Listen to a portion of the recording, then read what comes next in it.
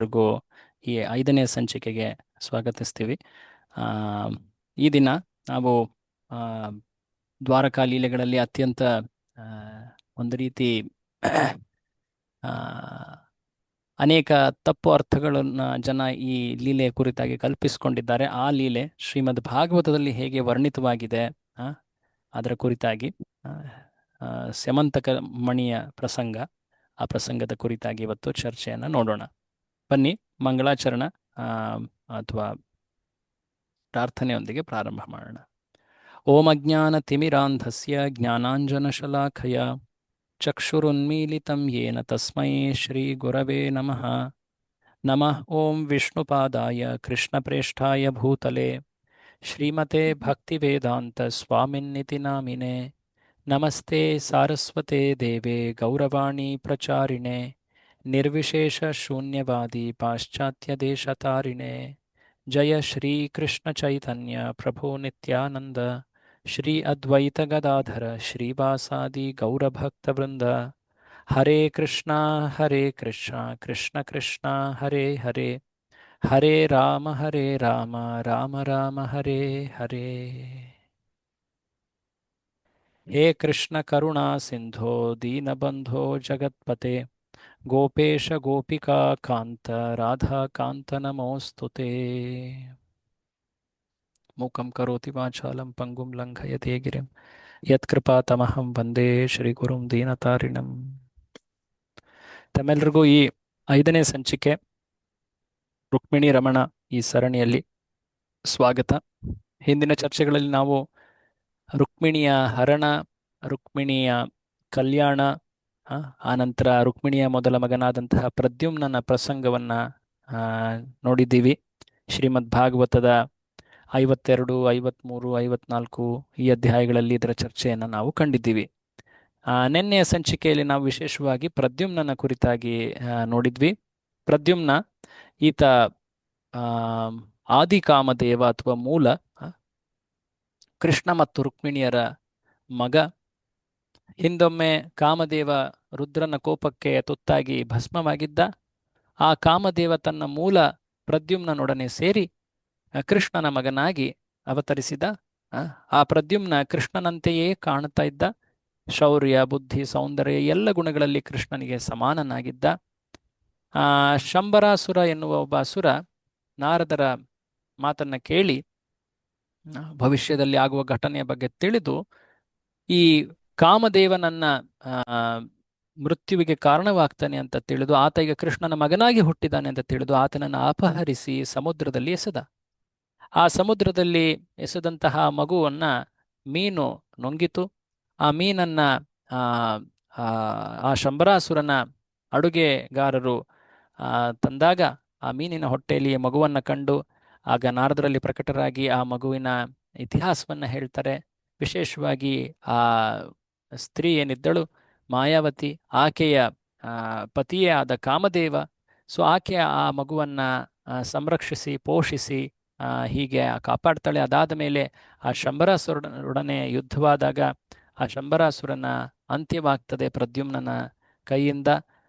ಶಿರಚ್ಛೇದ ಮಾಡ್ತಾನೆ ಪ್ರದ್ಯುಮ್ನ. ಅದಾದ ನಂತರ ಆತ ದ್ವಾರಕೆಗೆ ಮರಳಿ ಬರ್ತಾನೆ.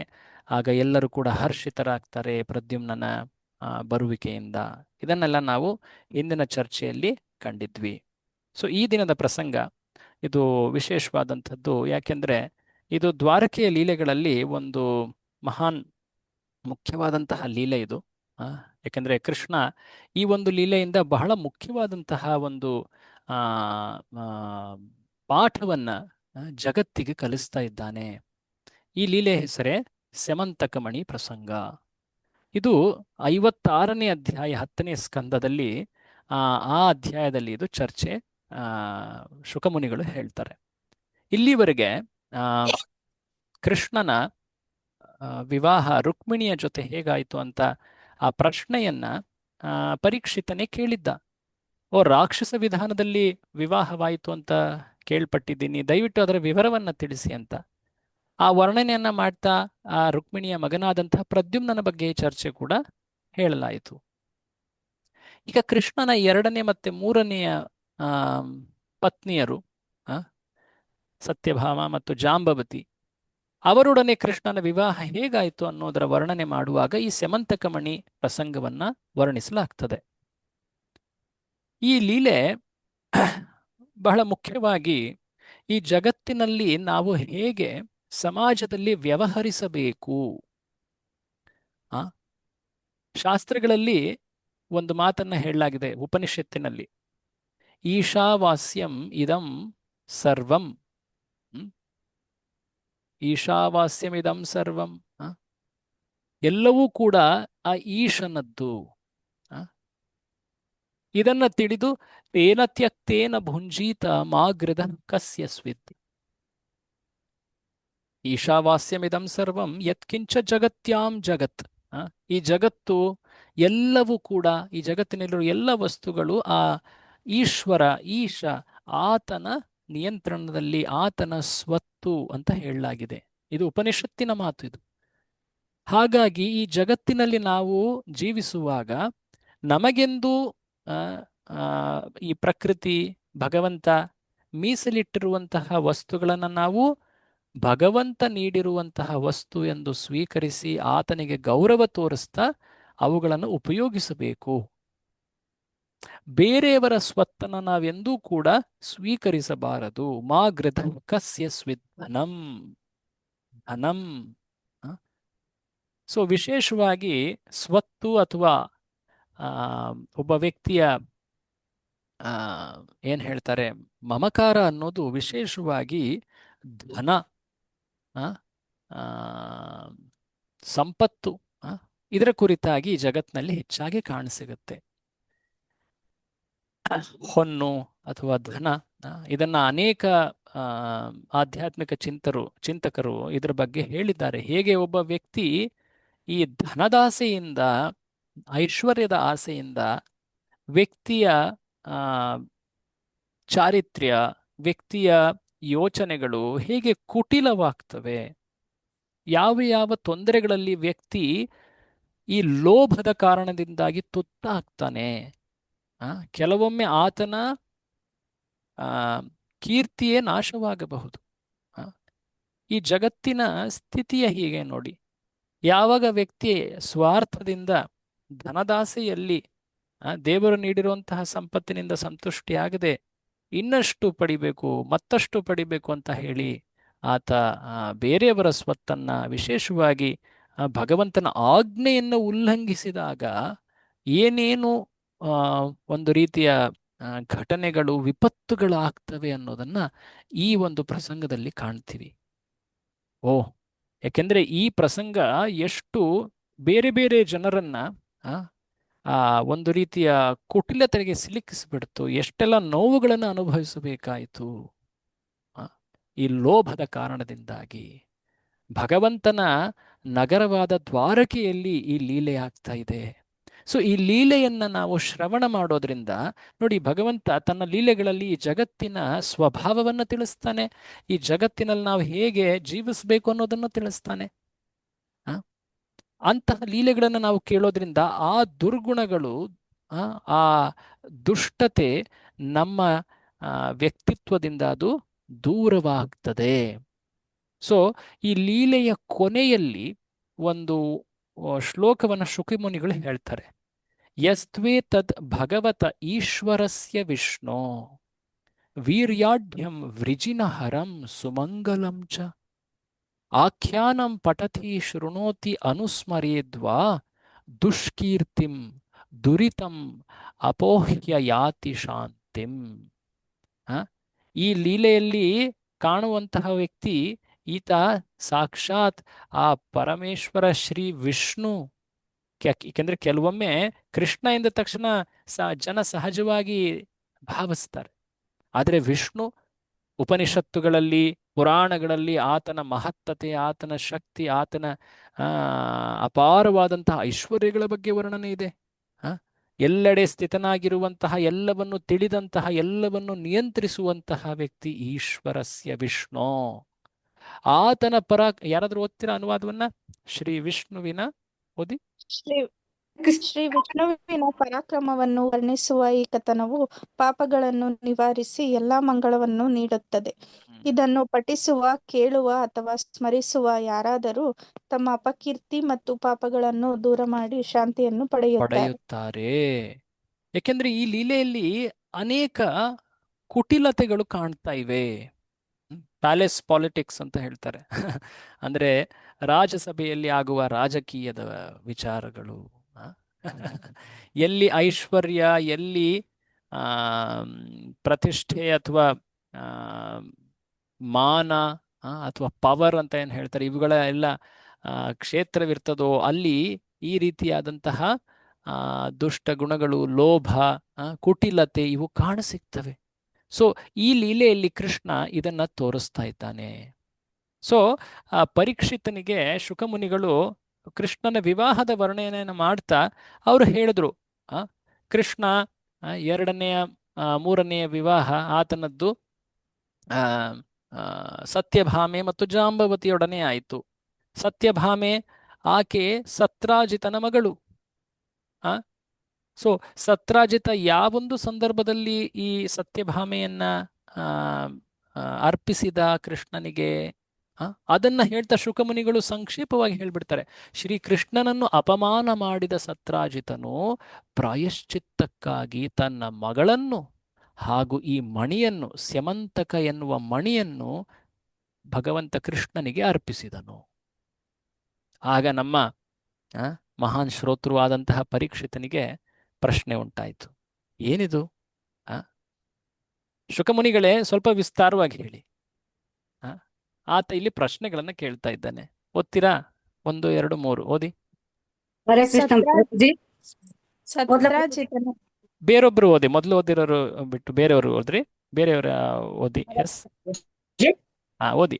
ಸತ್ರಾಜಿತನು ಶ್ರೀಕೃಷ್ಣನನ್ನು ಅಪಮಾನ ಮಾಡಲು ಏನು ಮಾಡಿದನು? ಅವನು ಸ್ಯಮಂತಕ ಮಣಿಯನ್ನು ಎಲ್ಲಿಂದ ಪಡೆದನು? ತನ್ನ ಮಗಳನ್ನು ಪರಮೇಶ್ವರನಿಗೆ ಏಕೆ ನೀಡಿದನು? ಸೊ ಯಾವ ಒಂದು ಸಂದರ್ಭದಲ್ಲಿ ಆತ ಕೃಷ್ಣನಿಗೆ ಅಪಮಾನ ಮಾಡ್ದ? ಈ ಒಂದು ವಿಶೇಷವಾದ ಮಣಿಯ ಬಗ್ಗೆ ಹೇಳ್ತಾ ಇದ್ದೀರಾ ಶುಕಮುನಿಗಳು. ಈ ಮಣಿ ಎಲ್ಲಿಂದ ಬಂತು? ತನ್ನ ಮಗಳನ್ನ ಯಾಕೆ ಆತ ನೀಡಬೇಕಾಯ್ತು? ಏನಂಥದ್ದು ಆ ಘಟನೆಗಳು? ಸ್ವಲ್ಪ ವಿಸ್ತಾರವಾಗಿ ಹೇಳಿ ಅಂತ ಹೇಳಿ ಪರೀಕ್ಷಿತರು ಇಲ್ಲಿ ಪ್ರಶ್ನೆಯನ್ನ ಕೇಳಿದ್ರು. ಸೊ ಆಗ ಶುಕಮುನಿಗಳು ವರ್ಣಿಸಲಿಕ್ಕೆ ಪ್ರಾರಂಭಿಸ್ತಾರೆ. ಸೊ ಈ ಸತ್ರಾಜಿತ ಈತ ಸೂರ್ಯದೇವನ ಭಕ್ತ. ಅಫ್ಕೋರ್ಸ್ ಇರುವುದು ದ್ವಾರಕೆಯಲ್ಲಿ, ಕೃಷ್ಣನನ್ನು ಪೂಜಿಸ್ತಾನೆ. ಆದರೆ ಈತ ವಿಶೇಷವಾಗಿ ಸೂರ್ಯನನ್ನು ಕೂಡ ಪೂಜಿಸ್ತಾ ಇದ್ದಾನೆ. ಸೂರ್ಯದೇವ ಅತ್ಯಂತ ಪ್ರಸನ್ನನಾಗಿ ತನ್ನ ಕೊರಳಲ್ಲಿದ್ದಂತಹ ಒಂದು ಬಹು ಮೂಲ್ಯವಾದಂತಹ ಈ ಮಣಿ, ಇದರ ಹೆಸರು ಸ್ಯಮಂತಕ ಮಣಿ. ಎಷ್ಟು ಸಂತುಷ್ಟನಾಗಿದ್ದಾನೆ ಸೂರ್ಯದೇವ ಎಂದ್ರೆ, ಆತ ಈ ಮಣಿಯನ್ನ ತನ್ನ ಕೊರಳಿನಿಂದ ತೆಗೆದು ಈ ಸತ್ರಾಜಿತನಿಗೆ ನೀಡುತ್ತಾ ಇದ್ದಾನೆ. ಆ ಮಣಿಯನ್ನ ಪಡೆದಂತಹ ಸತ್ರಾಜಿತ ಆ ಮಣಿಯನ್ನ ಧರಿಸಿ ದ್ವಾರಕೆಗೆ ಬಂದ. ಆತ ದ್ವಾರಕವಾಸಿ, ಸೂರ್ಯ ಪೂಜೆಗೆ ಅಂತೇಳಿ ಹೊರ ಹೋಗಿದ್ದ. ಆ ಕಠಿಣವಾದಂತಹ ಪೂಜಾ ನಿಯಮಗಳನ್ನು ಪಾಲಿಸಿದ ಮೇಲೆ ಈ ಮಣಿಯನ್ನ ಪಡೆದು ಅದನ್ನ ಧರಿಸಿ ಈಗ ಆತ ದ್ವಾರಕೆಗೆ ಪ್ರವೇಶ ಮಾಡ್ತಾ ಇದ್ದಾನೆ. ಆ ಮಣಿ ಎಷ್ಟು ವಿಶೇಷವಾಗಿತ್ತು, ಆ ಮಣಿಯ ಶಕ್ತಿಯನ್ನ ವರ್ಣಿಸ್ತಾರೆ ಇಲ್ಲಿ ನಮ್ಮ ಶುಕಮುನಿಗಳು. ಈ ಮಣಿಯನ್ನ ಧರಿಸಿದಂತಹ ಸತ್ರಾಜಿತ ಸೂರ್ಯನಂತೆ ಕಂಗೊಳಿಸ್ತಾ ಇದ್ದ. ಯಾರು ಕೂಡ ಆತನನ್ನ ಗುರುತು ಹಿಡಿಯಲಿಕ್ಕೆ ಆಗ್ಲಿಲ್ಲ. ಎಷ್ಟರ ಮಟ್ಟಿಗೆ ಅಂದ್ರೆ ದ್ವಾರಕವಾಸಿಗಳೆಲ್ಲರೂ ಕೂಡ ಅರೆ ಸೂರ್ಯನೇ ಬಂದ, ನಮ್ಮ ಕೃಷ್ಣನನ್ನ ನೋಡ್ಲಿಕ್ಕೆ ಅನೇಕ ದೇವಿ ದೇವತೆಯರು ಬರ್ತಾರೆ ಇರ್ತಾರೆ, ಸೂರ್ಯದೇವ ಬಂದಿದ್ದಾನೆ ಇವತ್ತು. ಓ ಕೃಷ್ಣ, ಇವತ್ತು ಸೂರ್ಯ ದೇವರು ನಿನ್ನನ್ನು ನೋಡ್ಲಿಕ್ಕೆ ಅಂತ ಹೇಳಿ ಇಲ್ಲಿ ಬಂದಿದ್ದಾನೆ. ಎಷ್ಟು ಮುಗ್ಧರ ಅವರು ಹೋಗಿ ಹೇಳ್ತಾ ಇದ್ದಾರೆ, ಸಾವಿತ್ರ ದೇವತಾ ಅವರೆಲ್ಲರೂ, ಯಾಕೆಂದ್ರೆ ನೋಡಲಿಕ್ಕೂ ಕೂಡ ಸಾಧ್ಯವಾಗ್ತಿಲ್ಲ ಆ ವ್ಯಕ್ತಿಯ ಕಾಂತಿ. ಸೊ ಸೂರ್ಯನೇ ಇಲ್ಲಿ ಬಂದಿದ್ದಾನೆ. ಆಗ ಕೃಷ್ಣ ಒಂದು ರೀತಿ ತನ್ನ ವಿನೋದ ಕಾರ್ಯಗಳಲ್ಲಿ ಆತ ಆಟವಾಡ್ತಾ ಇದ್ದ, ಪಗಡೆ ಆಟದಂತೆ ಆಟ ಆಡ್ತಾ ಇದ್ದ. ಆಗ ಅಲ್ಲಿ ಈ ಮಾತುಗಳನ್ನ ಕೇಳ್ತಾನೆ. ಕೃಷ್ಣ ಹೇಳ್ತಾನೆ, ಆತನಿಗೆಲ್ಲ ಗೊತ್ತುಂಟು ಯಾರು ಬಂದಿರೋದು ಅಂತ. ಸೂರ್ಯ ಅಲ್ಲ ಬಂದಿರೋದು ಯಾರು ಗೊತ್ತಾ? ಬಂದಿರೋದು ಸತ್ರಾಜಿತ. ಆತ ಧರಿಸಿರುವಂತಹ ಈ ಮಣಿಯ ಕಾರಣದಿಂದಾಗಿ ಆತ ಹೀಗೆ ಹೊಳಿತಾ ಇದ್ದಾನೆ.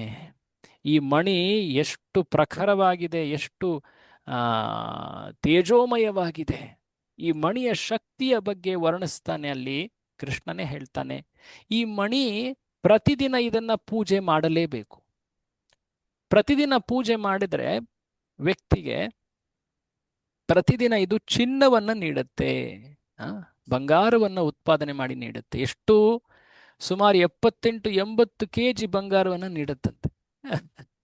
ಈಗಿನ ಕಾಲದಲ್ಲಿ ಇದು ಇದ್ದು ಬಿಟ್ಟಿದ್ರೆ ಅವನು ಲಕ್ಷಾಧಿಪತಿ, ಕೋಟ್ಯಾಧಿಪತಿ ಆಗಿಬಿಡ್ತಾ ಇದ್ರು ಅಲ್ವಾ. ಚಿನ್ನದ ಬೆಲೆ ಕೂಡ ಈಗ ಸಾಕಷ್ಟು ಹೆಚ್ಚಿದೆ ಅಲ್ವಾ. 100 ಗಾಡಿ ದಾಟಿದೆ ಅನ್ಸುತ್ತೆ ಅದು. ಎಸ್, 100 ಸುಮಾರು ಸಾಕಷ್ಟು ದಾಟಿದೆ. ಸೊ ಹೀಗೆ ಸ್ಯಮಂತಕ ಮಣಿಯನ್ನ ದಿನ ಪೂಜೆ ಮಾಡೋದ್ರಿಂದ ಇಷ್ಟು ಪ್ರಮಾಣದಲ್ಲಿ ಬಂಗಾರವನ್ನ ಉತ್ಪಾದನೆ ಮಾಡಬಹುದು.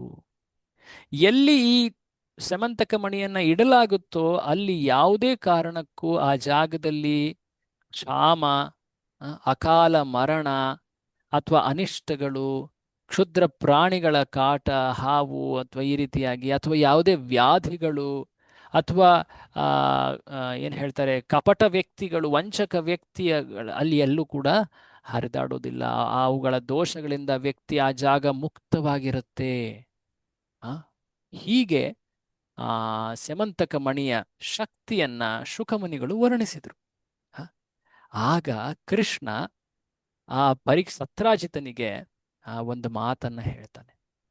ಸತ್ರಾಜಿತ, ನೀನು ಈ ದ್ವಾರಕೆಯ ಪ್ರಜೆ. ಈ ದ್ವಾರಕೆಯ ರಾಜ ಯಾರು? ಉಗ್ರಸೇನ. ಈ ರಾಜ್ಯದಲ್ಲಿ ನಾವು ಏನನ್ನೇ ಪಡೆದರೂ ಮೊದಲು ರಾಜನಿಗೆ ಅರ್ಪಿಸಬೇಕು. ಇದು ಸಾಮಾನ್ಯ ನಾಗರಿಕ ನಿಯಮ. ಸೊ ನೀನು ಸತ್ರಾಜಿತ, ನೀನು ಉಗ್ರಸೇನನಿಗೆ ಈ ಮಣಿಯನ್ನ ನೀಡೋದು ಸೂಕ್ತ ಅಂತ ಹೇಳಿ ಕೃಷ್ಣ ಆತನಿಗೆ ಒಂದು ಮಾತನ್ನ ಹೇಳ್ದ.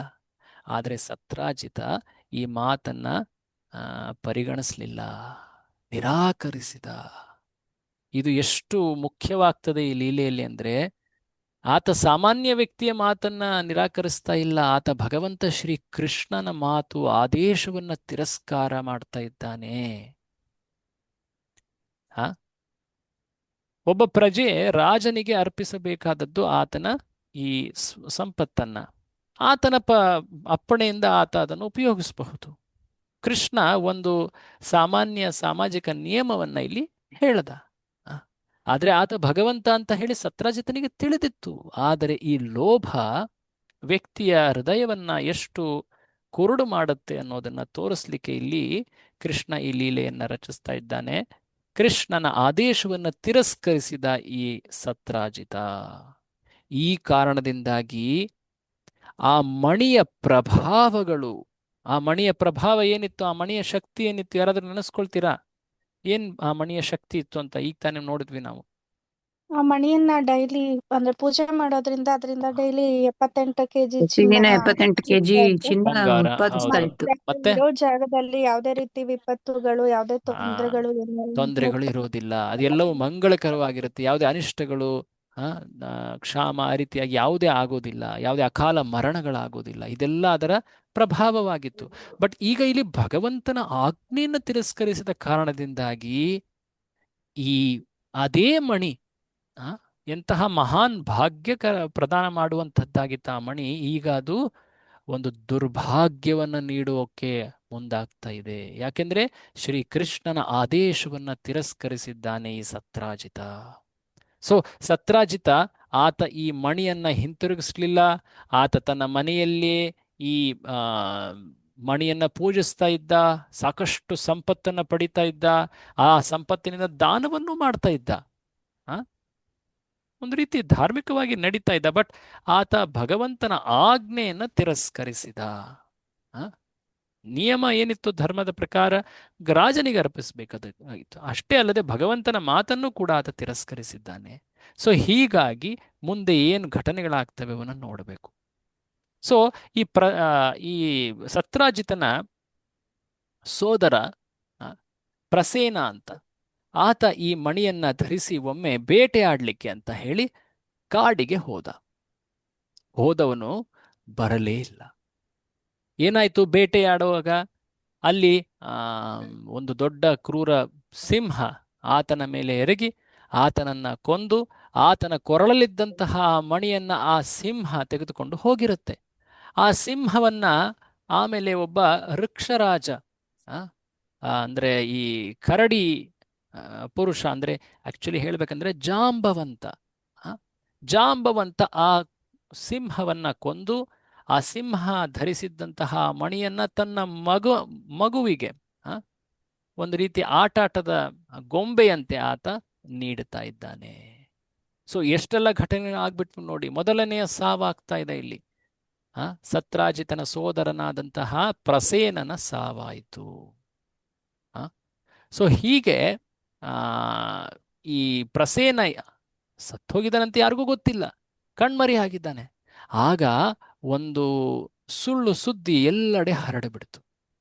ಪ್ರಸೇನನ ಈ ಅದೃಶ್ಯದ ಕಾರಣವನ್ನ ಈ ಸತ್ರಾಜಿತ, ಕೃಷ್ಣನೇ ನನ್ನ ಸೋದರನನ್ನ ಕೊಂದಿದ್ದಾನೆ. ಮಣಿ ಆತ ಕೇಳಿದ್ದ, ಕೃಷ್ಣ ನಾನು ಕೊಡೋದಿಲ್ಲ ಅಂತ ಹೇಳಿದ್ದಕ್ಕೆ ಕೃಷ್ಣ ನನ್ನ ಸೋದರನನ್ನ ಕೊಂದು ಆ ಮಣಿಯನ್ನ ಪಡೀಲಿಕ್ಕೆ ಈ ಕಾರ್ಯವನ್ನ ಮಾಡಿದ್ದಾನೆ. ಇದು ಆ ದ್ವಾರಕೆಯಲ್ಲಿ ಎಲ್ಲೆಡೆ ಹರಡಿಬಿಡ್ತು. ವಿಶೇಷವಾಗಿ ಯಾರು ಭಗವಂತನ ಭಕ್ತಿಯಲ್ಲಿ ನಿಷ್ಠೆ ಇಲ್ಲವೋ ಅವರು ಕೂಡ ಈ ಮಾತನ್ನ ಸ್ವೀಕರಿಸಿ, ಓ ಹಾಗೋ ಕೃಷ್ಣ ಈ ರೀತಿ ಮಾಡಿದ್ನಂತೆ, ಓ ಕೃಷ್ಣ ಈ ರೀತಿಯಾಗಿ ಪಿಸು ಪಿಸು ಮಾತಾಡ್ಲಿಕ್ಕೆ ಪ್ರಾರಂಭ ಮಾಡಿದ್ರು. ಸೊ ವಿಶೇಷವಾಗಿ ಅಲ್ಲಿ ಹೇಳಲಾಗತ್ತೆ, ಯಾರು ಭಗವಂತನ ಭಕ್ತಿಯಲ್ಲಿ ನಿಷ್ಠೆಯಿಂದ ಇಲ್ಲವೋ ಅವರು ಈ ಸತ್ರಾಜಿತನ ಮಾತಿನ ಪ್ರಭಾವಕ್ಕೆ ಬಂದರು.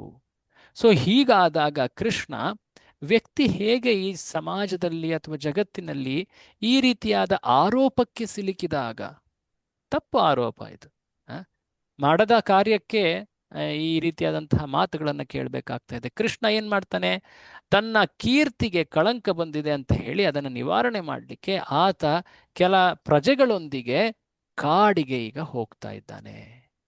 ಎಲ್ಲಿದ್ದಾನೆ ಅವನು?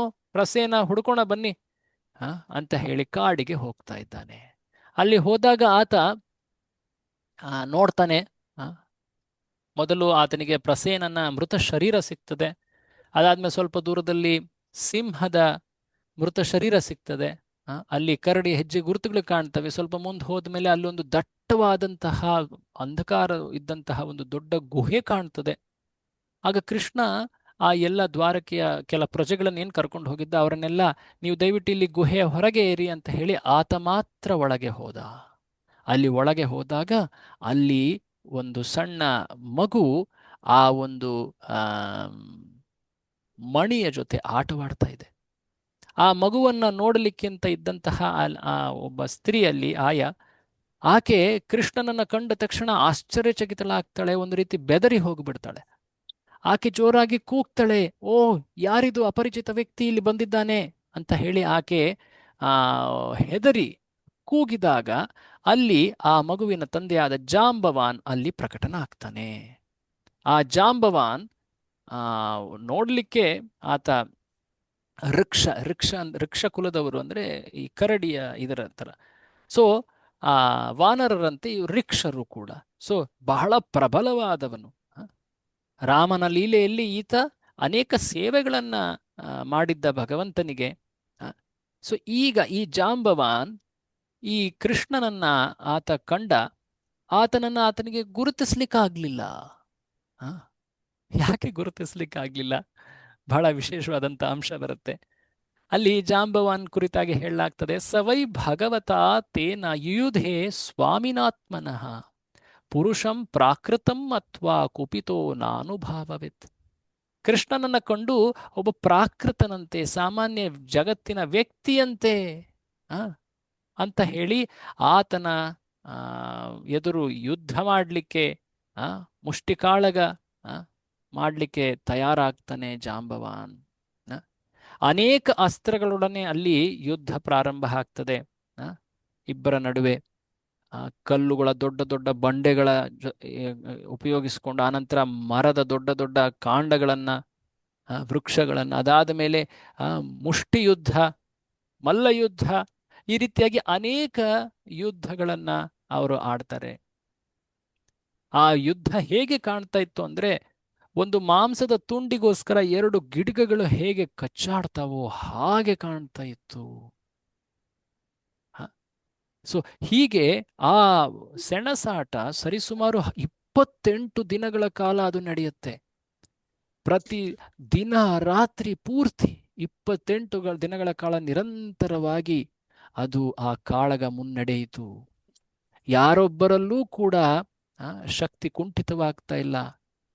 28 ದಿನಗಳಾದ ಮೇಲೆ ಜಾಂಬವಾನ ಅತ್ಯಂತ ಪ್ರಬಲ ವ್ಯಕ್ತಿ ಈತ. ಆತನ ಮಾಂಸ, ಆತನ ತೋಳುಗಳು ಭಗವಂತ ಶ್ರೀಕೃಷ್ಣನ ಆ ಮುಷ್ಟಿಯ ಹೊಡೆತದಿಂದ ತುಂಬಾ ನೋವುಗೊಂಡಿದ್ವು. ಆತನ ಶಕ್ತಿ ಸ್ವಲ್ಪ ಕುಂಠಿತವಾಯಿತು. ಆದರೆ ಆತನಿಗೆ ಆಶ್ಚರ್ಯ, ಏನಿದು, ಇಷ್ಟು ದಿನಗಳಾದರೂ ಕೂಡ ಈ ವ್ಯಕ್ತಿ ನನ್ನೊಡನೆ ಅದೇ ಶಕ್ತಿಯಲ್ಲಿ, ಸಾಮರ್ಥ್ಯದಲ್ಲಿ ನನ್ನೊಡನೆ ಸೆಣಸಾಡ್ತಾ ಇದ್ದಾನೆ. ಈತ ಸಾಮಾನ್ಯನಲ್ಲ, ಈತ ನನ್ನ ಪ್ರಭುವಾದ ರಾಮನೇ ಆಗಿರಬೇಕು, ಈತ ಆ ಪರಮಾತ್ಮನೇ ಆಗಿರಬೇಕು, ಆ ಮೂಲ ವಿಷ್ಣುವೇ ಆಗಿರಬೇಕು.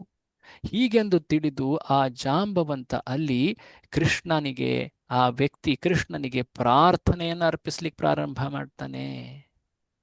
ಸೊ ಈ ಜಾಂಬವಂತನಿಗೆ ಯಾಕೆ ಆ ದಿವ್ಯ ಪುರುಷ ಕೃಷ್ಣನ ಗುರುತು ಮೊದಲ ಆಗಲಿಲ್ಲ? ಇದು ಕೃಷ್ಣನ ಯೋಜನೆಯೇ ಆಗಿತ್ತು. ಶ್ರೀಕೃಷ್ಣ ಇಲ್ಲಿವರೆಗೆ ಅನೇಕ ಕಾಳಗಗಳಲ್ಲಿ ಆತ ತೊಡಗಿದ್ದ. ಭಗವಂತ ಶ್ರೀಕೃಷ್ಣ ಅಖಿಲ ರಸಾಮೃತ ಮೂರ್ತಿ, ಅನೇಕ ರಸಗಳನ್ನು ಅನುಭವಿಸಿ ಆನಂದಿಸ್ತಾನೆ. ಸಖ್ಯ, ದಾಸ್ಯ, ವಾತ್ಸಲ್ಯ, ಮಾಧುರ್ಯ, ಅಷ್ಟೇ ಅಲ್ಲದೆ ಕೆಲ ರಸಗಳಾದಂತಹ ವೀರ್ಯ, ಹಾಸ್ಯ, ಹೀಗೆ ಇವು ಗೌಣ ರಸಗಳು, ಈ ರಸಗಳ ಅನುಭವವನ್ನು ಪಡಿತಾನೆ. ಇದನ್ನು ನೀಡಲಿಕ್ಕೆ ಅಂತ ಆತನ ಒಡನೆ ಕೆಲವೊಮ್ಮೆ ರಾಕ್ಷಸರು ಯುದ್ಧ ಏರ್ಪಡುತ್ತೆ ಲೀಲಾಶಕ್ತಿಯ ಕಾರಣದಿಂದಾಗಿ. ಸೊ ಅನೇಕ ರಾಕ್ಷಸರೊಡನೆ ಕೃಷ್ಣ ಸೆಣಸಾಡಿದ್ದ. ಆದರೆ ಜಾಂಬವಂತ ಆತನೊಡನೆ ಈ ಸೆಣಸಾಟ ಏನಿದೆ, ಇದು ಕೃಷ್ಣನಿಗೆ ಅತ್ಯಂತ ಒಂದು ರೀತಿಯ ಸಂತುಷ್ಟಿಯನ್ನು ನೀಡಿತ್ತು. ಈ ವೀರ್ಯ ರಸದ ಅನುಭವ, ವಿಶೇಷವಾಗಿ ಕೃಷ್ಣನು ಕೂಡ ಈ ಪ್ರಬಲನಾದಂತಹ ಜಾಂಬವಂತನಿಗೆ ಈ ವೀರ್ಯ ರಸದ ಅನುಭವವನ್ನು ನೀಡಬೇಕಾಗಿತ್ತು. ಹಾಗಾಗಿ ಕೃಷ್ಣ ಈ ವೀರ್ಯ ರಸದ ಆದಾನ ಪ್ರದಾನ ಇದನ್ನ ಅನುಭವಿಸಲಿಕ್ಕೆ ಅಂತ ಹೇಳಿ ಆತನ ಕಣ್ಣಿನಿಂದ ಆತ ಗುರುತಿಸಲಾಗಲಿಲ್ಲ ಆತ. ಸೊ ಹೀಗೆ ಕೃಷ್ಣ ಸರಿಸುಮಾರು 28 ದಿನಗಳ ಕಾಲದ ನಂತರ ಜಾಂಬವಂತನಿಗೆ ಆಗ ಅರಿವಾಗುತ್ತೆ. ಆಗ ಜಾಂಬವಂತ ಪ್ರಾರ್ಥನೆ ಮಾಡಲಿಕ್ಕೆ ಪ್ರಾರಂಭ ಮಾಡ್ತಾನೆ.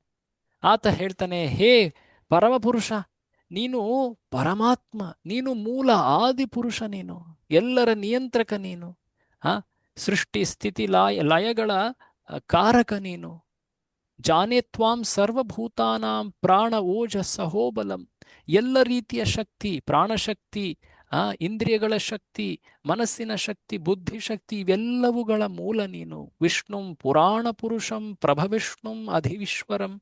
ನೀನು ಪುರಾಣಗಳಲ್ಲಿ ನಿನ್ನ ಮಹಿಮೆಯನ್ನು ಹೇಳಲಾಗಿದೆ. ನೀನು ಆದಿಪುರುಷ, ಪ್ರಭವಿಷ್ಣುಂ, ಎಲ್ಲ ಶಕ್ತಿಗಳ ಆಗರ ನೀನು, ಎಲ್ಲ ಸೃಷ್ಟಿ ಸ್ಥಿತಿ ಲಯಗಳ ಕಾರಕ ನೀನು.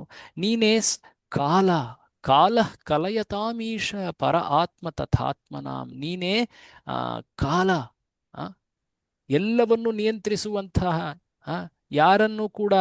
ಯಾರು ಕೂಡ ಆ ಕಾಲವನ್ನ ಸೋಲಿಸ್ಲಿಕ್ಕಾಗೋದಿಲ್ಲ.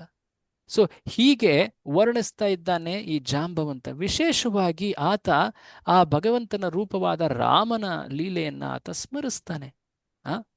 ನೀನು ಸಮುದ್ರವನ್ನ ನಿನ್ನ ನೋಟದಿಂದ ನೀನು ಕುದಿಸಿಬಿಟ್ಟೆ, ನಿನ್ನ ಕ್ರೋಧದ ಕಾರಣವನ್ನ ಅಲ್ಲಿ ನಾವು ಕಂಡೆವು. ದಯವಿಟ್ಟು ಮ್ಯೂಟ್ ಮಾಡಿರಿ. ಸೊ ನಿನ್ನ ಕ್ರೋಧದ ಕಾರಣದಿಂದಾಗಿ ಆ ಸಮುದ್ರ ಬಿಸಿ ನೀರಿನಂತೆ ಕುದಿಯುತ್ತಿತ್ತು. ನಿನ್ನ ನೋಟ ಮಾತ್ರದಿಂದ ಆ ಸಮುದ್ರವನ್ನೇ ನೀನು ಕುದಿಸ್ತಿದ್ದೆ. ಅಷ್ಟೇ ಅಲ್ಲದೆ ನಿನ್ನ ಶಕ್ತಿಯ ಪ್ರಭಾವದಿಂದ ಆ ಸಮುದ್ರವನ್ನು ದಾಟಲಿಕ್ಕೆ ಒಂದು ಮಹಾನ್ ಸೇತುವೆಯನ್ನು ಮಾಡಲಾಯಿತು. ನೀನು ಆ ದುರಹಂಕಾರಿ ರಾವಣ, ಕಾಮಪಿಪಾಸು ರಾವಣನ್ನ ಸಂಹರಿಸಿದೆ. ನಿನ್ನ ಕಾರಣ, ನಿನ್ನ ಶಕ್ತಿಯಿಂದ ಆ ಆಂಜನೇಯ ಲಂಕಾನಗರವನ್ನು ದಹಿಸಿದ. ಸೊ ಹೀಗೆ ಜಾಂಬವಂತ ಆ ರಾಮನ ಲೀಲೆಗಳನ್ನು ಅಲ್ಲಿ ಸ್ಮರಿಸ್ತಾನೆ. ಇದೆಲ್ಲವನ್ನ ಕೇಳ್ತಾ ಇದ್ದಂತಹ ಕೃಷ್ಣ ಆಗ ಜಾಂಬವಂತನ ಮುಂದೆ ಬಂದು ಆತನ ತಲೆಯ ಮೇಲೆ ಕೈ ಇಟ್ಟು ಆತನನ್ನು ಸ್ಪರ್ಶಿಸಿ ಆತನಿಗೆ ಆಶೀರ್ವಾದವನ್ನು ನೀಡ್ತಾ ಅತ್ಯಂತ ಕೃಪಾಭಾವದಲ್ಲಿ ಹೇಗೆ ಒಂದು ಮೋಡ ಮೇಘ ಗರ್ಜಿಸುತ್ತೋ ಆಳವಾದ ಆ ಸದ್ದು ಏನು ಕಾಣುತ್ತೋ ಆ ಸದ್ದಿನಲ್ಲಿ, ಆ ಕಂಠದಲ್ಲಿ ಆತ ಹೇಳ್ತಾ ಇದ್ದಾನೆ, ನನ್ನ ಮೇಲೆ ಬಂದಿರುವಂತಹ ಈ ಸುಳ್ಳು ಆರೋಪವನ್ನು ತಳ್ಳಿ ಹಾಕಲಿಕ್ಕೆ ನಾನು ಆ ಸ್ಯಮಂತಕ ಮಣಿಯ ಕಾರಣದಿಂದಾಗಿ ಸತ್ರಾಜಿತನ ಸೋದರನಾದ ಪ್ರಸೇನನನ್ನು ನಾನು ಕೊಂದೆ ಅನ್ನೋ ಈ ಆರೋಪವನ್ನು ತಳ್ಳಿ ಹಾಕಲಿಕ್ಕೆ ನಾನು ಇಲ್ಲಿ ಬಂದಿದ್ದೀನಿ. ಅದನ್ನು ಕೇಳಿದ ಜಾಂಬವಂತ, ಹೋ, ನಿನ್ನಲ್ಲಿ ಹೇಗೆ ಈ ರೀತಿಯ ದೋಷ ಬರಲಿಕ್ಕೆ ಸಾಧ್ಯ? ಯಾರು ಈ ರೀತಿ ತಿಳಿತಾರೋ ಅವರು ಮೂಢರು. ಆಗ ಜಾಂಬವಂತ ಅತ್ಯಂತ ಸಂತೋಷಭರಿತನಾಗಿ ಆ ಮಣಿಯನ್ನ ಕೃಷ್ಣನಿಗೆ ಅರ್ಪಿಸುತ್ತಾನೆ. ಅಷ್ಟೇ ಅಲ್ಲದೆ ಆತನ ಮನಸ್ಸಿನಲ್ಲಿ ಒಂದು ರೀತಿಯ ನೋವು. ಎಷ್ಟು ದಿನಗಳು ನಾನು ಆ ಭಗವಂತನನ್ನ, ಮೂಲ ರಾಮನನ್ನ ಗುರುತಿಸಲಿಲ್ಲ, ಆತನ ಜೊತೆ ಸೆಣಸಾಡಿದೆ, ಎಂತಹ ಅಜ್ಞಾನಿ ನಾನು ಅನ್ನೋ ಒಂದು ಭಾವ. ನಾನು ಹೇಗಾದರೂ ಆ ಭಗವಂತನಿಗೆ ಸಂತೋಷವನ್ನು ಪ್ರದಾನ ಮಾಡಬೇಕು. ನನ್ನ ಪುತ್ರಿಯಾದಂತಹ ಈ ಜಾಂಬವತಿಯನ್ನ ನಾನು ಆತನಿಗೆ ಧಾರೆ ಎರೆಯುತ್ತೇನೆ. ದಯವಿಟ್ಟು ನೀವು ಪತ್ನಿಯಾಗಿ ಆಕೆಯನ್ನ ಸ್ವೀಕರಿಸಿ. ಸ್ಯಮಂತಕ ಮಣಿ, ಆ ರತ್ನದ ಜೊತೆ ಈ ಸ್ತ್ರೀ ರತ್ನವನ್ನು ಕೂಡ ಆತ ಅರ್ಪಿಸ್ತಾ ಇದ್ದಾನೆ ಈ ಜಾಂಬವಂತ. ಸೊ ಕೃಷ್ಣ ಈಗ ಜಾಂಬವತಿಯೊಡನೆ ಆ ಸ್ಯಮಂತಕ ಮಣಿಯ ಜೊತೆ ಈಗ ಆ ಗುಹೆಯಿಂದ ಹೊರಬಂದ. ಹೀಗೆ ಜಾಂಬವಂತ ಕೃಷ್ಣನನ್ನ ಗೌರವಿಸಿದ, ಜಾಂಬವತಿಯನ್ನ ಅರ್ಪಿಸಿದ. ಸೊ ಹೊರಬಂದಂತಹ ಆ ಗುಹೆಯಿಂದ ಹೊರಗೆ ಬರ್ತಾನೆ. ಆಕ್ಚುಲಿ ಅಷ್ಟರೊಳಗಡೆ ಇಷ್ಟೊಂದು ದಿನಗಳಿಂದ ಕೃಷ್ಣ ಹೊರಗೆ ಬರಲೇ ಇಲ್ಲ. ಸರಿಸುಮಾರು 28 ದಿನಗಳಾಯ್ತಲ್ವಾ ಆ ಕಾಳಗ ಅಥವಾ ಸೆಣಸಾಟ ನಡೀತಾ. ಸೊ ಹೊರಗೆ ನಿಂತಿದ್ದಂತಹ ದ್ವಾರಕೆಯ ಪ್ರಜೆಗಳು, ಓ ಕೃಷ್ಣ ಕಾಣಲೇ ಇಲ್ಲ, ಕೃಷ್ಣ ಆತನ ಹತ್ಯೆ ಆಯಿತೋ ಏನೋ, ಎಂತಹ ದೊಡ್ಡ ಒಂದು ಅಚಾತುರ್ಯವಾಯಿತು ಇಲ್ಲಿ. ಅವರೆಲ್ಲರೂ ಕೂಡ ಆ ಸತ್ರಾಜಿತನಿಗೆ ಶಾಪ ಹಾಕ್ತಾ ಇದ್ದಾರೆ.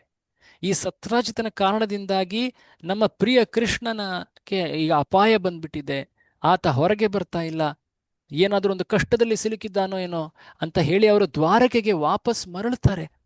ವಾಪಸ್ ಮರಳಿ ಅಲ್ಲಿ ಒಂದು ದುರ್ಗಾ ದೇವಸ್ಥಾನ ಚಂದ್ರಭಾಗ ಆ ದೇವಿಯ ಬಳಿ ಹೋಗಿ ಆ ಕೃಷ್ಣನ ಕ್ಷೇಮಕ್ಕೆ ಅವರು ಬೇಡ್ತಾರೆ, ದಯವಿಟ್ಟು ಹೇ ದೇವಿ, ಕೃಷ್ಣನನ್ನ ವಾಪಸ್ ಕರೆತಾ ನೀನು ದ್ವಾರಕೆಗೆ ಅಂತ. ಆಗ ಆ ದೇವಿ ಹೇಳ್ತಾಳೆ, ಶೀಘ್ರವೇ ಆ ಪರಮಾತ್ಮ ಶ್ರೀಕೃಷ್ಣ ಪರಮೇಶ್ವರ ಬರುವವನಿದ್ದಾನೆ ಅಂತ ಹೇಳಿ ಆಕೆ ಹೇಳ್ತಾಳೆ. ಆಗ ಅವರು ಸಂತೋಷಭರಿತರಾಗ್ತಾರೆ, ಓ ಕೃಷ್ಣ ಬರ್ತಾನೆ ಬರ್ತಾನೆ ಅಂತ ಪ್ರತೀಕ್ಷೆಯಲ್ಲಿರ್ತಾರೆ. ಆಗ ಕೃಷ್ಣ ಅಲ್ಲಿ ದ್ವಾರಕೆಗೆ ಪ್ರವೇಶ ಮಾಡ್ತಾನೆ ತನ್ನ ಈ ಹೊಸ ಪತ್ನಿಯ ಜೊತೆ. ಯಾರವಳು? ಜಾಂಬವತಿ. ಸೊ ಹೀಗೆ ಕೃಷ್ಣ ಆ ಸ್ಯಮಂತಕ ಜಾಂಬವತಿ. ಜಾಂಬವತಿ. ಸೊ ಸ್ಯಮಂತಕ ಮಣಿಯನ್ನು ತಂದಿದ್ದಾನೆ, ಎಲ್ಲರಿಗೂ ತೋರಿಸ್ತಾ ಇದ್ದಾನೆ, ಸತ್ರಾಜಿತ ಸ್ಯಮಂತಕ ಮಣಿ ಇಲ್ಲಿದೆ ಅಂತ ಹೇಳಿ ಕೃಷ್ಣ ಉಗ್ರಸೇನ ಆ ಸಭೆಯಲ್ಲಿ ಉಗ್ರಸೇನನ ಮುಂದೆ, ಉಗ್ರಸೇನ ದ್ವಾರಕೆಯ ರಾಜ ಅಲ್ವೇ, ಆತನ ಮುಂದೆ ಕೃಷ್ಣ ಎಲ್ಲವನ್ನು ಸ್ಪಷ್ಟ ಮಾಡ್ತಾನೆ. ಪ್ರಸೇನನ ಹತ್ಯೆಯಾಗಿತ್ತು, ಸಿಂಹನ ಹತ್ಯೆಯಾಯಿತು, ಆ ಜಾಂಬವಂತನ ಜೊತೆ ನನ್ನ ಸೆಣಸಾಟವಾಯಿತು, ಆನಂತರ ಈ ಮಣಿ ಸಿಕ್ತು, ಈ ಮಣಿಯನ್ನ ಹೇ ಸತ್ರಾಜಿತ ತೆಗೆದುಕೋ ಅಂತ ಹೇಳಿ ಆತನಿಗೆ ಅರ್ಪಿಸ್ತಾನೆ. ಇದಾದ ಮೇಲೆ ಅಲ್ಲಿ ಒಂದು ದೊಡ್ಡ ಸಂಭ್ರಮವಾಯಿತು. ಯಾಕಂದ್ರೆ ಅಲ್ಲಿ ಜಾಂಬವತಿ ಆಕೆಯ ಪ್ರವೇಶವಾಗಿದೆ, ಕೃಷ್ಣನ ಇನ್ನೊಬ್ಬ ಪತ್ನಿ, ಈಕೆ ಎರಡನೆಯ ಪತ್ನಿ ಅಂತ. ಸತ್ರಾಜಿತ ಏನೋ ಒಂದು ರೀತಿ ಆತನಿಗೆ ತುಂಬಾ ಮುಜುಗರ ಆಗಿದೆ, ಒಂದು ರೀತಿ ಅವಮಾನವಾಗಿದೆ, ಹೇಗೆ ನಾನು ಹೀಗೆ ಪಾಪಮಯ ರೂಪದಲ್ಲಿ ನಾನು ವರ್ತಿಸಿದೆ, ಕೃಷ್ಣನ ಮಾತನ್ನು ನಾನು ಮೊದಲು ನಿರಾಕರಿಸಿದೆ, ಅದಾದ್ಮೇಲೆ ಕೃಷ್ಣನ ಮೇಲೆ ಆರೋಪವನ್ನು ಹೇರಿದೆ, ಎಲ್ಲರೂ ಕೂಡ ಅದನ್ನು ನಂಬುವಂತೆ ಮಾಡಿದೆ. ಸೊ ಹೀಗೆ ನಾನು ತಪ್ಪು ಆರೋಪಗಳನ್ನು ಹಬ್ಬಿಸಿದ್ದೀನಿ, ನಾನು ಎಂಥ ದೊಡ್ಡ ಅಪರಾಧವನ್ನು ಮಾಡಿದ್ದೀನಿ, ಇದರಿಂದ ಈ ಮಾಲಿನ್ಯದಿಂದ ನಾನು ಹೇಗೆ ಶುದ್ಧನಾಗಬಹುದು? ನಾನು ನನ್ನ ಮಗಳಾದಂತಹ ಸತ್ಯಭಾಮೆಯನ್ನ ಕೃಷ್ಣನಿಗೆ ಅರ್ಪಿಸ್ತೀನಿ. ಇದುವೇ ಸರಿಯಾದಂತಹ ವಿಧಾನ ಕೃಷ್ಣನನ್ನ ಸಂತುಷ್ಟಿಪಡಿಸ್ಲಿಕ್ಕೆ ಅಂತ ಹೇಳಿ ಸತ್ರಾಜಿತ ಅಲ್ಲಿ ಒಂದು ದೊಡ್ಡ ಉತ್ಸವವನ್ನು ಏರ್ಪಡಿಸಿ ಸತ್ಯಭಾಮೆಯನ್ನ ವಿವಾಹದಲ್ಲಿ ಕೃಷ್ಣನಿಗೆ ಅರ್ಪಿಸ್ತಾನೆ. ಸತ್ಯಭಾಮ ಈಕೆ ಭೂಶಕ್ತಿ, ಈಕೆ ಮೂಲ ಭೂಶಕ್ತಿ. ನಾನು ಹಿಂದೊಮ್ಮೆ ಈ ಮಾತನ್ನ ಹೇಳಿದ್ದೆ. ರುಕ್ಮಿಣಿ ಈಕೆ ಶ್ರೀದೇವಿ, ಶ್ರೀ ಶಕ್ತಿ. ಭೂದೇವಿಯ ಮೂಲ ಸತ್ಯಭಾಮ. ಈ ಮಾತು ಇನ್ನೂ ಮುಂದಿನ ಲೀಲೆಗಳಲ್ಲಿ ಇನ್ನೂ ಸ್ಪಷ್ಟವಾಗ್ತಾ ಹೋಗ್ತದೆ. ಆಕೆ ಅನೇಕ ಸದ್ಗುಣಗಳನ್ನು ಉಳ್ಳವಳು. ಮೂಲವಾದಂತಹ ಕೃಷ್ಣನ ಶಕ್ತಿಯಾದಂತಹ ಶ್ರೀ ರಾಧೆಯ ವಿಸ್ತಾರ. ಸೊ ಹೀಗೆ ಸತ್ರಾಜಿತ ಆ ಸತ್ಯಭಾಮೆಯನ್ನ ಕೃಷ್ಣನಿಗೆ ಅರ್ಪಿಸ್ತಾನೆ. ಆ ಮಣಿಯನ್ನು ಕೂಡ ಕೃಷ್ಣನಿಗೆ ಅರ್ಪಿಸ್ಲಿಕ್ಕೆ ಮುಂದಾಗಿದ್ದಾನೆ. ಆದ್ರೆ ಕೃಷ್ಣ ಹೇಳ್ತಾನೆ, ನನಗೆ ಈ ಮಣಿ ಬೇಡ. ಈ ಮಣಿಯನ್ನ ನೀನೇ ಇಟ್ಕೋ, ಯಾಕಂದ್ರೆ ನೀನು ಸೂರ್ಯನ ಭಕ್ತ, ನಿನಗೆ ಅದು ಯೋಗ್ಯ, ನೀನೇ ಇಟ್ಕೋ ಅಂತ ಹೇಳಿ ಅಲ್ಲಿ ಕೃಷ್ಣ ಆ ಸೆಮಂತಕ ಮಣಿಯನ್ನ ಸತ್ರಾಜಿತನಿಗೆ ವಾಪಸ್ ನೀಡ್ತಾನೆ. ಅದು ನಿನ್ನ ಬಳಿಯೇ ಇರಲಿ, ನನಗೆ ಈ ಮಣಿ ಬಗ್ಗೆ ಆಸಕ್ತಿ ಇಲ್ಲ ಅಂತ. ಸೊ ಇಲ್ಲಿವರೆಗೆ ನಾವೇನು ಕಂಡ್ವಿ? ಒಂದು ಮಣಿಯ ಕಾರಣದಿಂದ, ಆ ಮಣಿ ಉತ್ಪತ್ತಿ ಮಾಡುವಂತಹ ಧನ ಅಥವಾ ಸಂಪತ್ತಿನ ಕಾರಣದಿಂದ ದ್ವಾರಕೆಯ ನಿವಾಸಿ ಅಂದ್ರೆ ಕೃಷ್ಣನ ಮಹಿಮೆಯನ್ನ ತಿಳಿದವನು ಈ ಲೋಭದ ಕಾರಣದಿಂದಾಗಿ ಹೀಗೆ ವರ್ತಿಸಿದ. ಆಕ್ಚುಲಿ ನಿತ್ಯ ಸಿದ್ಧ ಭಕ್ತರಲ್ಲಿ ಇದನ್ನು ನಾವು ಕಾಣೋದಿಲ್ಲ. ಆದರೆ ಕೃಷ್ಣ ಈ ಲೀಲೆಯ ಮೂಲಕ ಜಗತ್ತಿಗೆ ತೋರಿಸ್ತಾ ಇರೋದೇನೆಂದ್ರೆ, ಹೇಗೆ ಈ ಧನ ಅಥವಾ ಲೋಭ ಏನಿದೆ ವ್ಯಕ್ತಿಯನ್ನ ಅಪಕೀರ್ತಿಗೆ ತುತ್ತು ಮಾಡುತ್ತೆ, ಎಷ್ಟೊಂದು ಅಮಂಗಳಗಳು ಘಟಿಸಿ ಹೋಗ್ತವೆ. ಆಕ್ಚುಲಿ ಇಲ್ಲಿವರೆಗೆ ನಾವು ಏನ್ ನೋಡಿದ್ವಿ? ಪ್ರಸೇನನ ಒಂದು ಹತ್ಯೆ ಆಯ್ತಲ್ವಾ, ಇಲ್ಲಿವರೆಗೆ ನೋಡಿದ್ವಿ ನಾವು. ಸೊ ಅದೇ ಸ್ವಲ್ಪ ಸಮಯ ಮುಂದಿನ ಅಧ್ಯಾಯ, ನಾಳೆ ಚರ್ಚೆಯಲ್ಲಿ ನಾವು ನೋಡ್ತೀವಿ. ಯಾಕೆಂದ್ರೆ ಕೃಷ್ಣನ ಮೇಲೆ ಆರೋಪ ಮಾಡಿದ್ದಾನೆ ಈತ. ಹಾಗಾಗಿ ಸಾಕಷ್ಟು ದ್ವಾರಕೆಯ ಭಕ್ತರು ಕ್ರುದ್ಧರಾಗಿದ್ದಾರೆ. ಒಂದು ರೀತಿಯ ಏನ್ ಹೇಳ್ತಾರೆ, ಕಸಿವಿಸಿ, ಒಂದು ರೀತಿಯ ಅನ್ಕಂಫರ್ಟಬಲ್ ಅಟ್ಮಾಸ್ಫಿಯರ್ ಅಂತ ಅಂದ್ರೇನು, ಆ ಪೂರ್ತಿಯ ದ್ವಾರಕೆಯ ಪರಿಸರ ಏನಿದೆ, ಆ ಸಮಾಜದ ಮನೋಭಾವ ಏನಿದೆ, ಒಂದು ರೀತಿ ಅನೇಕ ದುಃಖದ ಮಡುವಿನಲ್ಲಿ ಹೋಯಿತು. ಹೇಗೆ ನಮ್ಮ ಪ್ರಿಯ ಕೃಷ್ಣ, ಆತನ ಮೇಲೆ ಹೀಗೆ ಆರೋಪವಾಯ್ತಲ್ಲ ದ್ವಾರಕೆಯಲ್ಲಿ. ಈ ರೀತಿಯಾಗಿ ಅಲ್ಲಿನ ಅನೇಕ ಭಕ್ತರು ಈಗ ಚಿಂತಿಸ್ತಾ ಇದ್ದಾರೆ. ಸೊ ಈ ಕಾರಣದಿಂದಾಗಿ ಮುಂದೆ ಈ ಲೀಲೆ ಇಲ್ಲೇ ಕೊನೆ ಆಗೋದಿಲ್ಲ. ನಾಳೆ ಚರ್ಚೆಯಲ್ಲಿ ಇದನ್ನು ಮುಂದೆ ನೋಡೋಣ. ಯಾಕೆಂದ್ರೆ ಕೆಲವರು ಕೃಷ್ಣನಿಗೆ ಈ ರೀತಿಯಾಗಿ ನಡೆಸ್ಕೊಂಡಂತಹ ಈ ಸತ್ರಾಜಿತನಿಗೆ ಒಂದು ಸರಿಯಾದ ಪಾಠವಾಗಬೇಕು ಅಂತ ಹೇಳಿ ಕೆಲವರು ಒಂದು ವಿಶೇಷ ಕೃತ್ಯವನ್ನು ಮಾಡ್ತಾರೆ. ಅದನ್ನು ನಾಳೆ ಚರ್ಚೆ ನೋಡೋಣ. ಸೊ ಈ ಸೆಮಂತಕ ಮಣಿಯ ಪ್ರಸಂಗ ಮುಂದುವರಿಯುತ್ತೆ ನಾಳೆ ಚರ್ಚೆಯಲ್ಲಿ. ಹೇಗೆ ಆ ಸತ್ರಾಜಿತನ ಹತ್ಯೆ ಆಗ್ಬಿಡುತ್ತೆ, ಆ ಹತ್ಯೆ ಆದ ಮೇಲೆ ಮತ್ತಿನ್ನಷ್ಟು ಘಟನೆಗಳು ಅಲ್ಲಿ ಮುಂದುವರಿತಾ ಹೋಗ್ತವೆ. ಇವೆಲ್ಲವುಗಳ ಚರ್ಚೆಯನ್ನು ನಾವು ನಾಳೆ ಮುಂದುವರಿಸೋಣ. ಈ ದಿನದ ಚರ್ಚೆಯಲ್ಲಿ ನಾವು ನೋಡಿದ್ವಿ ಹೇಗೆ ಈ ಜಾಂಬವತಿಯನ್ನ ಕೃಷ್ಣ ವಿವಾಹವಾದ ಆ ವಿವಾಹದ ಬಗ್ಗೆ ಕೂಡ ಇಲ್ಲಿ ಕಂಡ್ವಿ. ಅದಾದ ನಂತರ ಸತ್ಯಭಾಮೆಯನ್ನು ಕೂಡ ಆತ ಸ್ವೀಕರಿಸಿದ್ದಾನೆ. ಈಗ ಸೆಮಂತಕ ಮಣಿಯ ಆತನ ಮೇಲಿದ್ದಂತಹ ಸೆಮಂತಕ ಮಣಿಯ ಕಳ್ಳತನದ ಆರೋಪವನ್ನ ಆತ ಈಗ ಸ್ಪಷ್ಟ ಮಾಡಿ ತಾನು ನಿರ್ದೋಷಿ ಅನ್ನೋದನ್ನ ಎಲ್ಲರ ಮುಂದೆ ಆತ ಸ್ಪಷ್ಟ ಮಾಡಿದ್ದಾನೆ. ಹರೇ ಕೃಷ್ಣ. ಶ್ರೀಲ ಪ್ರಭುಪಾದರಿಗೆ ಜಯ. ಸೊ ನಾಳೆ ಚರ್ಚೆಯಲ್ಲಿ ಇದು ಇನ್ನಷ್ಟು ಸ್ಪಷ್ಟವಾಗ್ತಾ ಹೋಗ್ತದೆ. ನಾಳೆ ಮತ್ತೆ 9 ಗಂಟೆ ಈ ಚರ್ಚೆಯನ್ನು ಮುಂದುವರಿಸ್ತೇವೆ. ಹರೇ ಕೃಷ್ಣ.